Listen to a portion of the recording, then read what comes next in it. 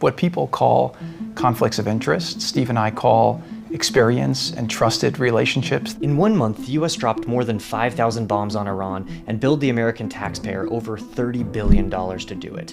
And one name keeps coming up as responsible: Jared Kushner. But to understand how, you need to know about two key relationships. The first goes back to when Kushner was a teenager. Buried in a 2017 New York Times article is a detail that's stayed under the radar. When Benjamin Netanyahu used to stay in the United States, he would stay at the Kushner family home in New Jersey. Most diplomats meet foreign leaders at negotiating tables.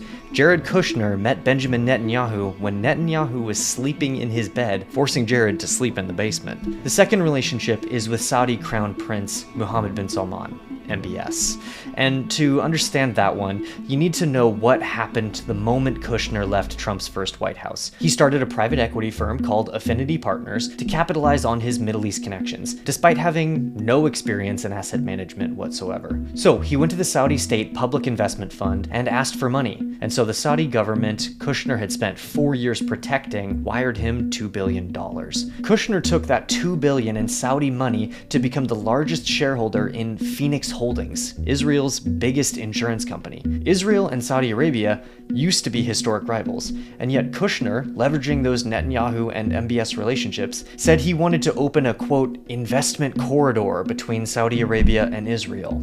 He is the corridor. Saudi money flowing through Kushner into the Israeli economy is the financial infrastructure of a new Middle East, recentered around Gulf-Israeli ties. And every dollar that flows through it builds a region that doesn't want Iran at the table. Netanyahu actually said it out loud. Saudi Arabia will have a lot to gain. I think all these countries around Iran are threatened by Iran, and I think peace between Israel and Saudi Arabia would be really possible and probably very close once this thing happens. And then came the Iran negotiations this past February. Diplomats from Britain and Oman said a deal was close and that war could be avoided. But Kushner told Trump there was no chance of a deal and that Iran was about to attack the United States. The Pentagon briefed congressional staff the exact opposite, that Iran had no plans to strike the US. The Guardian reported that a diplomat with direct knowledge of the talks said Kushner was regarded as an Israeli asset, trying to drag the US into war.